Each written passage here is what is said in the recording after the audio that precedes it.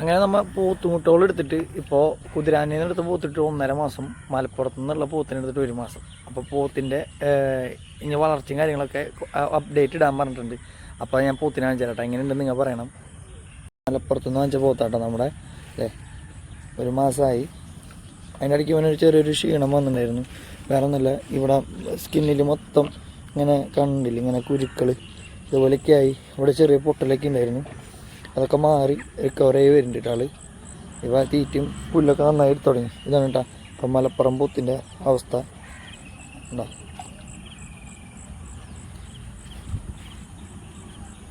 ആൾ ഉഷാറാണ്. അതുപോലെ തന്നെ നമ്മുടെ കുതിരാനിലത്തെ പോത്ത് മൊത്തം ആകെ ചേഞ്ച് ആയിട്ടാ. 1.5 മാസമായി എടുത്തിട്ട് രാവിലത്തെ കൈത്തീറ്റ കൊടുക്കണം. കുതിരാൻ പോത്തിൻ്റെ ഇപ്പോഴത്തെ അവസ്ഥ ഇതാട്ടാ. അത്യാവശ്യം കുഴപ്പമില്ലാത്ത വളർച്ച രണ്ടും ഉണ്ട് കേട്ടോ.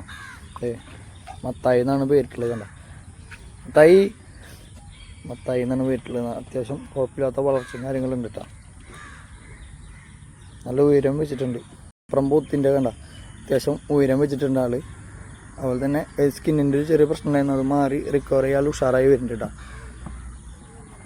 അപ്പോൾ നിങ്ങൾ പോത്തിനെ കണ്ടില്ലേ, പോത്ത് നല്ല രീതിയിൽ നല്ല വളർച്ചയും കാര്യങ്ങളുണ്ട്. അതുപോലെ തന്നെ കുതിരാനത്തെ പോത്ത് കിടിലനായിട്ട് വളരുന്നുണ്ട്. മലപ്പുറത്തെ പോത്ത് ഹൈറ്റ് ഉണ്ട്, നല്ല ഹൈറ്റ് ഉണ്ട്.